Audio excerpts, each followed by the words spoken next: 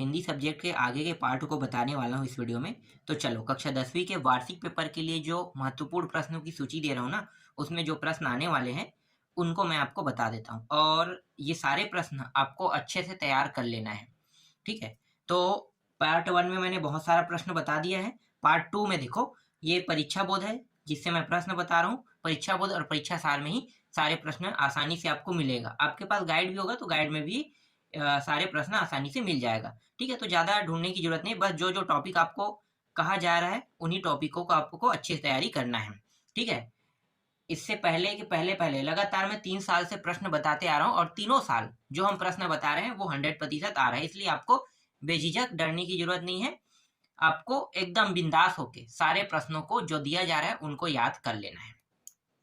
तो देखो, ये जो है छत्तीसगढ़ी भाषा व साहित्य है ना, तो यहाँ पे देखो, ये जिंदगी फिर चमक जाए। ठीक है, यहाँ से कोई प्रश्न आ रहा है तो मैं आपको बताऊंगा, नहीं रहेगा तो आपको इस अध्याय को पढ़ने की आवश्यकता नहीं है। ठीक है, संदर्भ प्रसंग व्याख्या मैंने बताया था ना, आता है कैसे। तो देखो, यहाँ से नहीं आ रहा है, यहाँ से भी नहीं आ रहा है, जो अध्याय बताऊंगा सिर्फ उनसे ही आपको पढ़ना है। ठीक है, देखो ये वाला जीवन का झरना। ठीक है, इस अध्याय से प्रश्न आते हैं, जीवन के झरना से प्रश्न आते हैं। तो ये जो पहला प्रश्न है देख सकते हो। ठीक है, देखो अध्याय का नाम क्या है, जीवन का झरना, और लेखक का नाम क्या है, मतलब जो कवि है, क्योंकि ये कविता है ना, तो कवि का नाम क्या है, आर.सी. प्रसाद सी। ये दोनों याद होना चाहिए। उसके बाद आप इसके व्याख्या, संदर्भ और प्रसंग आसानी से आप कर सकते हैं। ठीक है, इसको देख लेना। फिर दूसरा ये वाला देख लेना। ये सारे प्रश्न जो बता रहा हूँ ये इंपॉर्टेंट है। ठीक, ये तीसरा प्रश्न है। इसके बाद ये अध्याय होगा, और देख लेता हूँ, और कोई अध्याय से थोड़ी हाँ, एक और है अध्याय, ये देखो, ये साध वाला अध्याय है ना, इससे प्रश्न आ सकते हैं। तो साध वाले प्रश्न में ये पहला प्रश्न देख सकते हो, ये वाला इंपॉर्टेंट है। ठीक, ये दूसरा भी इंपॉर्टेंट है, संदर्भ व्याख्या सब करना इनका। और तीसरा ये वाला। ठीक है, ये 3 संदर्भ व्याख्या में आ सकता है। ठीक है, ये बीच को काट के भी दे सकते हैं, मतलब यहाँ पे देखो 1 2 3 4 5 6 7 8 है ना, तो ये 8 लाइन में है, तो इसको 4 लाइन में बना के भी दे सकते हैं। 3 नंबर या 4 नंबर में ये प्रश्न आपको देखने को मिल सकता है। 3 4 दोनों में से एक में आएगा ही आएगा, है ना। चलो आगे देखते हैं। इसके बाद और है ना, विविध वाला टॉपिक जो है, आपको इन टॉपिकों को नाम से ढूंढना है। अध्याय में जो मिलेगा उस अध्याय को मैं आपको बताते जा रहा हूँ। जैसे कि ये मीराबाई वाला अध्याय है ना, मध्ययुगीन काव्य से संबंधित है, ये मीराबाई वाला है, देख सकते हो। लेखक का नाम क्या है, केदारनाथ अग्रवाल, है ना। तो ये प्रश्न इंपॉर्टेंट है। ठीक है, इसका आधा हिस्सा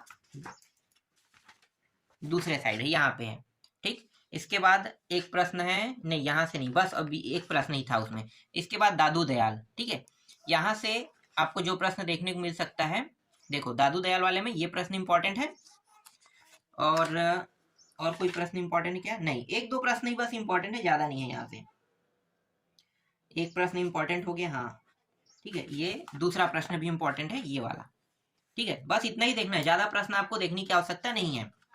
2 ही प्रश्न एग्जाम में आएगा। उसके बाद अगला जो हमें अध्याय देखना है, मतलब अगला जो टॉपिक है, ये प्रश्न उत्तर वाला है। ठीक है, पद के प्रश्न उत्तर, मतलब कविता वाला। देखो ये जो है पद पाठों के प्रश्नोत्तर, लेकिन आपको नाम से ही देखना है, क्योंकि जो मैं प्रश्न बताऊंगा ये जो नाम के अध्याय है ना, यहीं पे मिलेगा। चंद्रगहना से लौटती बेर वाले अध्याय में आपको देखना है। तो यहाँ से, इस अध्याय से कौन कौन से प्रश्न इंपॉर्टेंट है मैं आपको बता देता हूँ।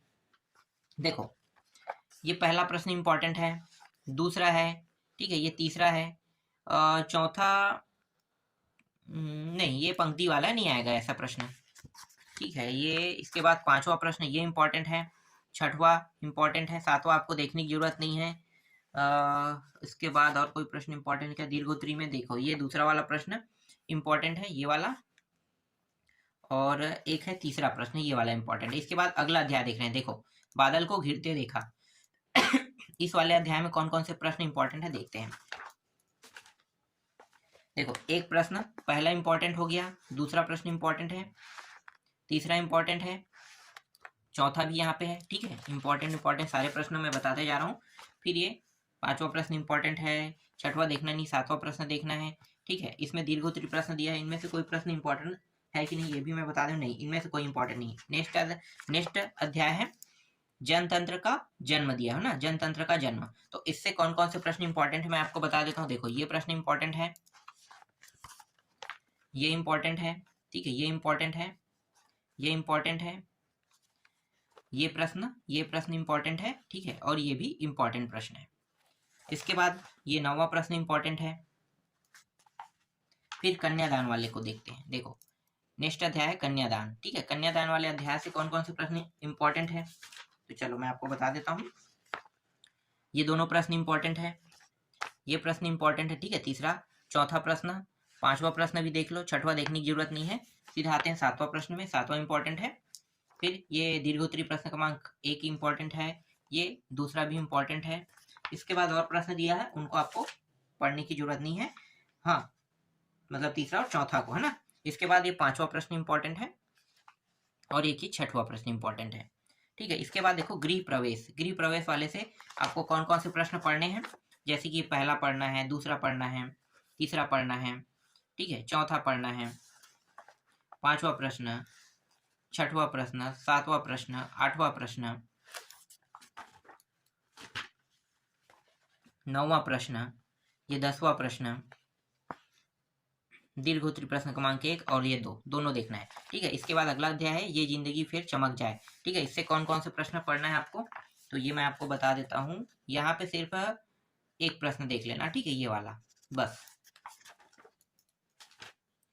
और है क्या इसमें, हाँ ये हो गया, और है लघुत्तरी में दिया हुआ है, लघुत्तरी के सारे प्रश्न पढ़ना है। देखो ये प्रश्न है, ये प्रश्न भी इंपॉर्टेंट है, ये भी इंपॉर्टेंट है, ये भी इंपॉर्टेंट है, ठीक है। ये 5वां देख सकते हो, 6वां भी, ये 7वां प्रश्न भी इंपॉर्टेंट है, ठीक है। अगला जो अध्याय है वो है सील के पर्यायवाची छंद, ठीक है। इसमें से कौन कौन से इंपॉर्टेंट है तो देखो पहला, दूसरा, तीसरा, इसके बाद ये जो 5वां प्रश्न है और ये जो चौथा प्रश्न है ये भी इंपॉर्टेंट है,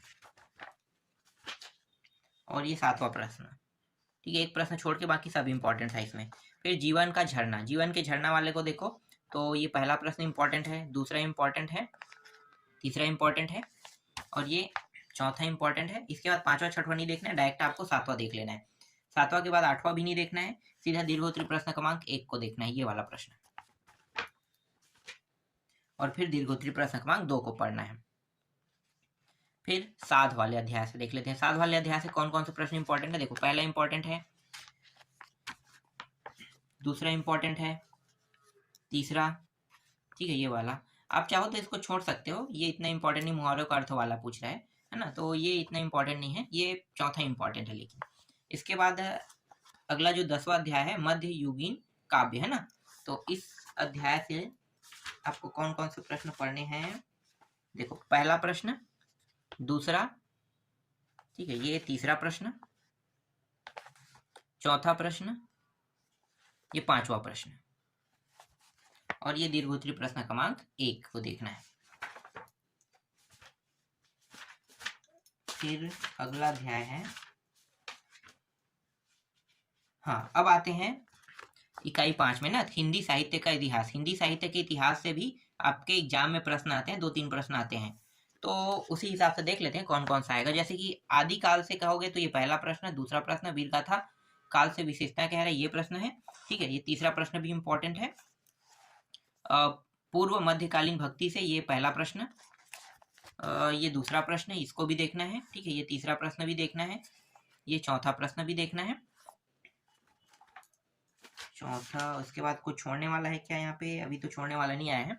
5वां प्रश्न भी देखना है और ये रहा 6वां प्रश्न, इसको भी आपको पढ़ना है। और ज्यादातर इंपॉर्टेंट ना ये होता है, देखो ज्ञान मार्गी विशेषताएं और ये प्रेम मार्गी विशेषताएं को पूछा जाता है ना, तो इनको भी मैंने पहले टिक कर दिया है, अलग अलग ना पूछ के एक में ही पूछ देगा तो आपको कैसे देना है, ठीक है। इसके बाद अगला जो टॉपिक है उत्तर मध्य काल या रीतिकाल से संबंधित जो आपको एग्जाम में प्रश्न देखने को मिलता है, जैसे कि ये 7वां प्रश्न है, ठीक है। इसके बाद 8वां नहीं देखना है, 9वां नहीं देखना है, हाँ रीतिकाल, ये एक मिनट यहाँ पे मैं बता देता हूँ। देखो यहाँ पे 3 टॉपिक मैंने क्लियर कर दिया, रीतिकाल काव्य है, रीति सिद्धि काव्य धारा है ना, और रीति मुक्त काव्य धारा दिया है, तो ये तीनों टॉपिक का उत्तर यहाँ पे दिया है, तो इनको भी पूछ सकते हैं प्रश्न में। इसके बाद है नेक्स्ट जो टॉपिक है देखो गद्य काल या आधुनिक काल, तो इससे आपको जो प्रश्न देखने को मिल सकता है, ये वाला प्रश्न देखो।